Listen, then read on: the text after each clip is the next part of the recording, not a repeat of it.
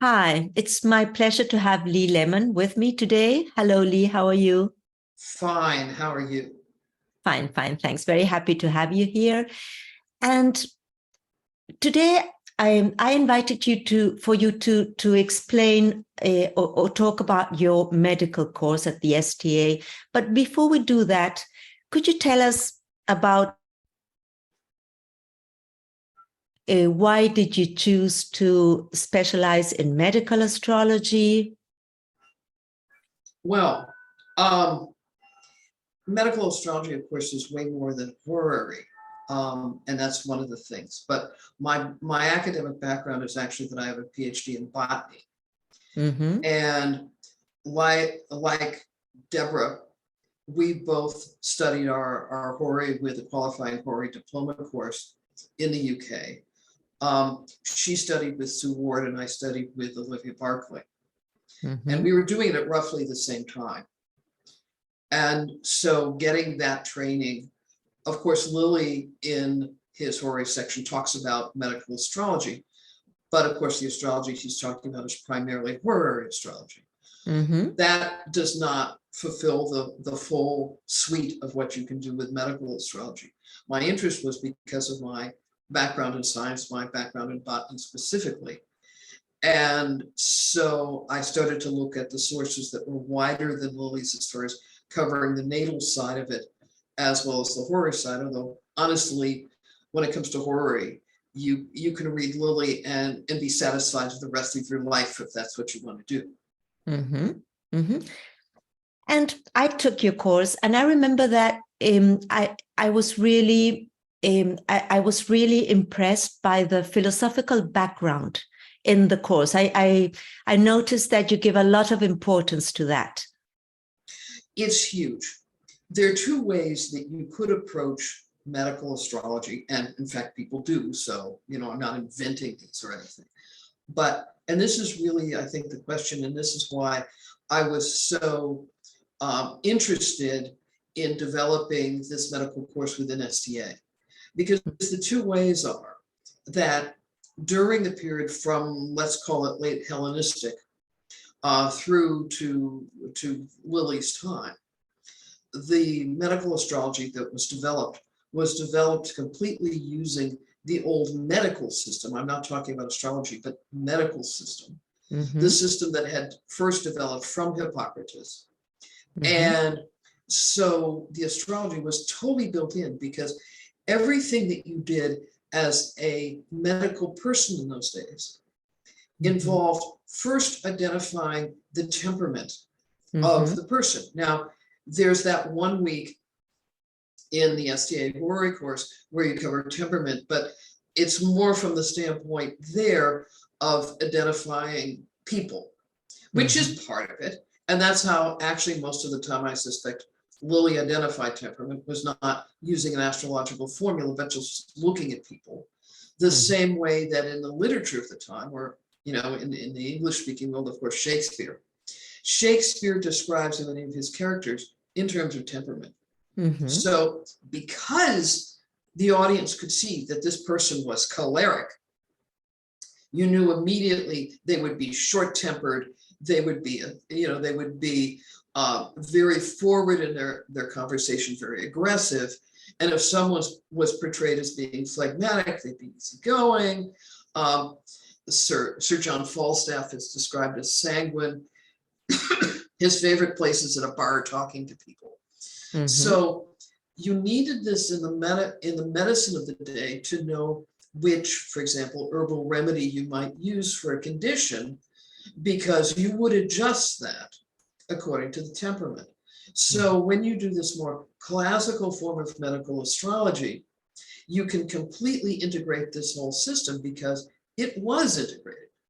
Mm-hmm. Now, what was happening in Lily's day, or just after Lily's day, is that whole ancient medical system was starting to break down. And between the 18th century and into the 19th century, the medicine of the time was kind of left adrift, because it had no philosophical background. Mm-hmm. And so then in the 19th century, Louis Pasteur comes along. he starts developing the germ theory of disease. And from that, you got what became known in the 20th century as allopathic medicine, which is the modern medicine. Mm-hmm. Now, if you don't hook your medical astrology to that old medical system, you're in a completely different place, because now you're trying to replicate what's going on with modern medicine, which, you know, overtly rejects astrology as having anything to do with it at all. But astrologers can see that there are things to do. You know, you still are going to be doing electionals to pick time for surgeries or for other procedures. Certainly the whole horary end of medical is still open to you. But there's a portion of natal astrology which doesn't quite hook to the way you would then treat it if you're using modern medicine. So I think when you approach your study of astrological medicine with that ancient system of medicine in mind, you get a much richer picture of how you can work with it, which means I've got to cover so much of ancient medicine. But that's where the philosophy comes in, because the greatest work in the medieval period on medicine was that of Avicenna. And Avicenna was also known in his time period as one of the greatest philosophers of Aristotle. And so you find, in fact, that the medicine is very, very keyed into philosophy, which, of course, when you take the STA horary course, Deb talks extensively about first principles in her work. Yeah. So that part of the transition, so to speak, from STA horary to STA medical is almost seamless. Now, the differences are, I mean, if you want to be really honest, the basic difference is I'm not Deb. So, you know, when you're working with a different primary instructor or principal, as it's called with an STA, there are differences. So I do have some different thoughts about things than Deb does. She's friendlier than I am. I'm melancholic. She's less melancholic than I am, but she's got a bit of it because, you know, she is a Taurus. I think you're both melancholic, right? Yeah, we're both melancholic, but they're degrees. Yeah, you have many planets in Virgo. Is that right? Yes. Yes, Okay. and she's a Taurus melancholic, and I'm a Virgo melancholic. Okay. It is different. But so the biggest difference, however, really is that the medical astrology I teach includes the horary, but it also includes natal and it includes electional, because those are the three great pillars of astrological medicine. Okay. And also in your course, you teach us what kind of remedies we could use. For instance, you mentioned Bach flowers, homeopathy. You also mentioned the kinds of food one should eat. For instance, what kind of food is good for someone who has a choleric temperament, or which kind of foods they should avoid. Or also you also mention what you call this, the little globulitos, homeopathy. Yeah. So can you tell us a bit about that? Right. And actually, since you took the course, we've added a unit on stones, because these days everybody is doing stone medicine as well. So basically, the way that things work is that back in the 17th century, in terms of the English medical astrology and horary that was being done, Nicholas Culpeper, who's very big in the medical pantheon, had translated the English pharmacological book that gave the remedies into English. In the time period, it was called he Englished it. And what that did was it made the pharmaceutical remedies available to anybody who could read, which was a big increase in its distribution over from just the professional pharmacists. Now, Culpeper was, as we know, a very fine astrologer. And many of the herbal works before him, not all, but many of them, had simply given the properties of the plants. So they would say, for example, that garlic is hot and dry in the 3rd degree, where 3rd degree is much more extreme than the 1st degree. So, but Culpeper would say hot and dry in the 3rd degree, Mars, whereas a plant that was hot and dry, maybe in the first degree, would be the sun. So he did not only the properties the way everybody had done historically, but he, as well as some of the earlier herbalists, applied it astrologically.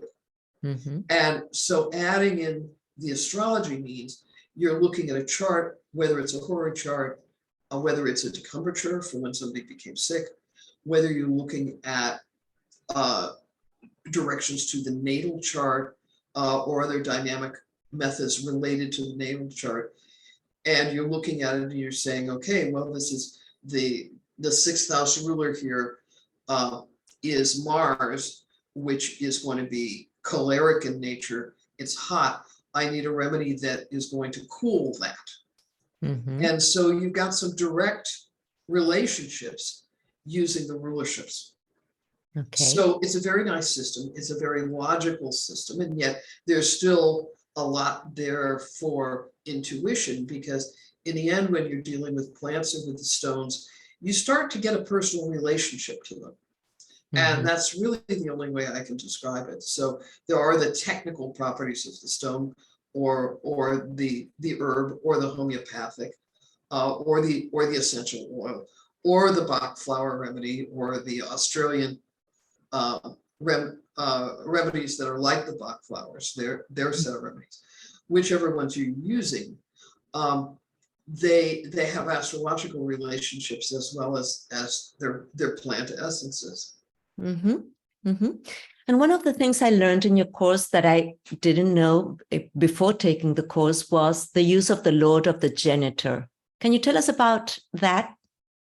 Oh, everybody in the course goes crazy with that. There's a period, and you can really see it in Bonatti's works most clearly, I think. When during the, one of the things we have to always kind of pinch ourselves and remind ourselves of is that in the Middle Ages, when they didn't have computers, they ended up having to spend a lot of time just computing the chart and computing the how they were going to interpret the planets. They had to do all their dignities, whether accidental or essential, by hand.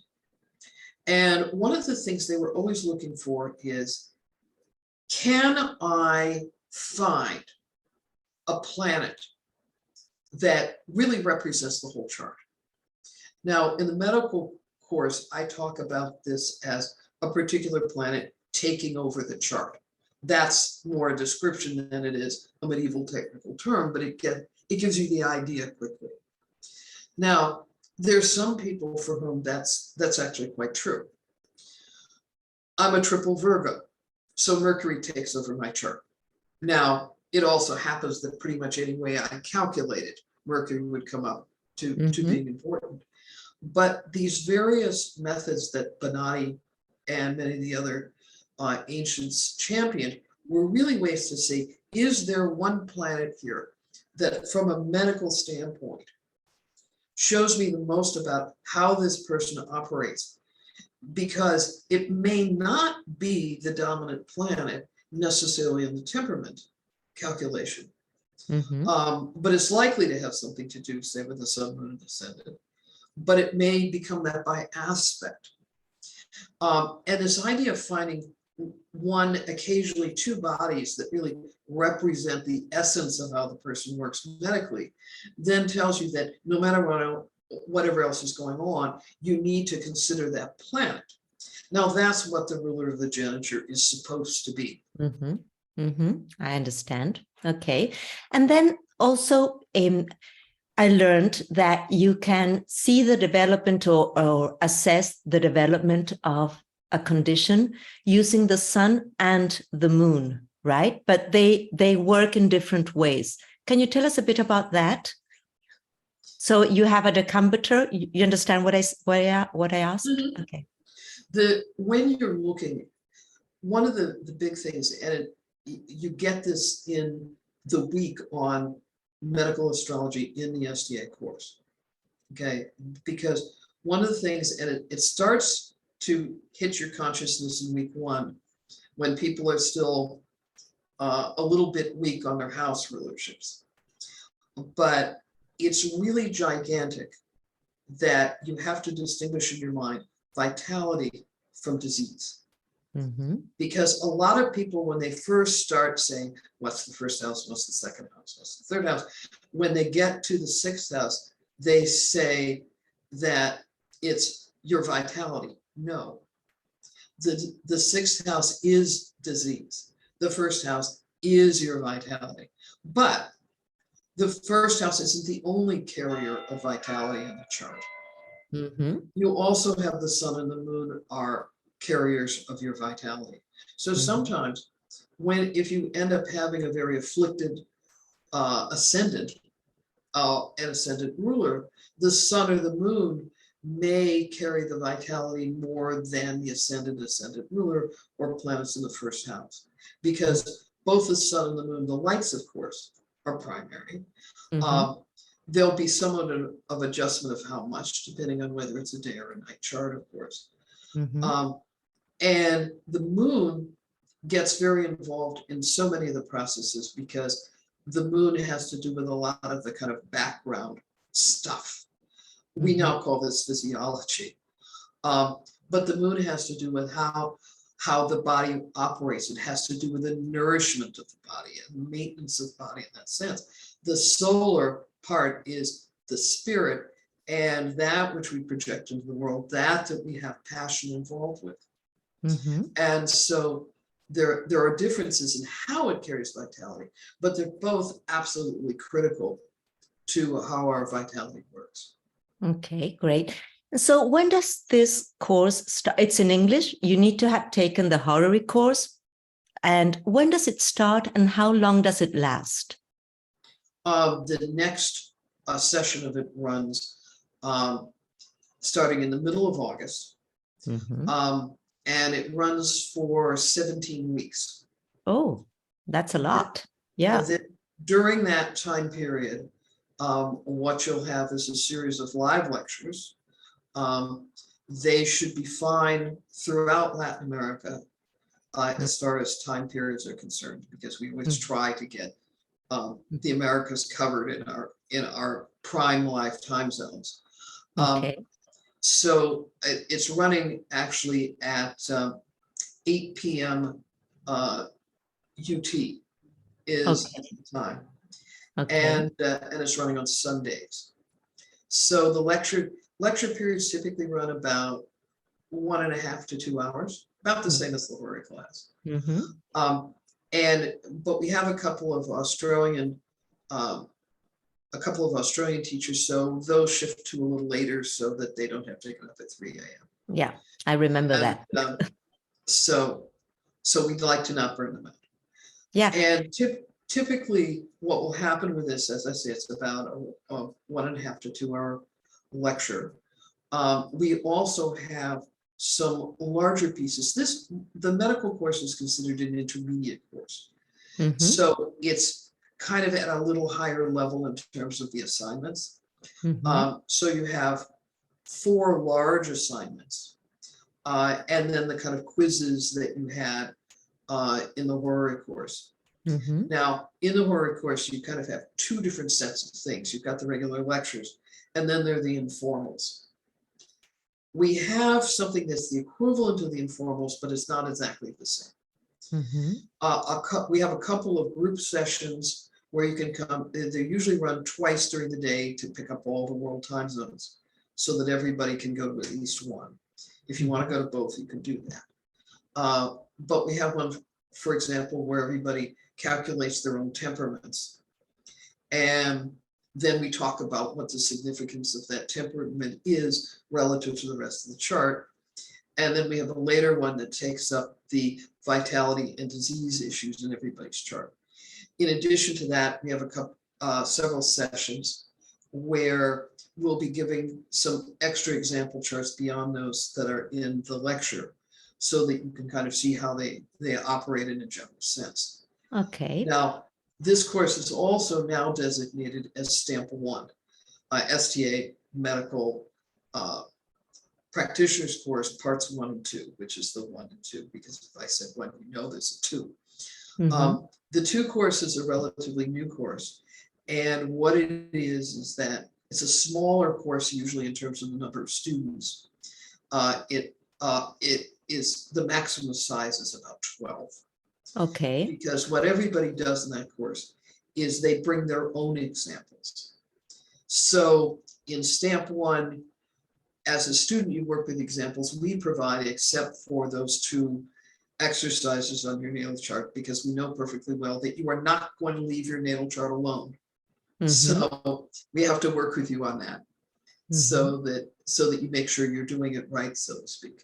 But now in stamp 2, you bring in your own examples, you work through those, you do the whole procedure as if you are teaching those charts. And that's where you can start to feel really comfortable with, well, what would I say to a client if I were working with this? What would I say to another person if I have to tell them about it and I'm not just doing it for me? So the stamp 2 course is really to get you out of there feeling much more comfortable with how you would work with this when you're presenting it to other people. I understand. Okay, interesting. And also, let me just to finish that the time of the course is also quite convenient for Spain, not only for Central and South America, because you are based in Portugal, right? And there isn't much difference between Portugal and Spain. So that also could work. So it's on Sundays at, you said 8 p.m. UTC, and it lasts for 17 Sundays. Okay, great. Well, good luck with that. I hope many of the horary students who are watching this video enroll in your course. It's really worth it. And thank you for your time, Lee. All right. Thank you. Bye. Bye.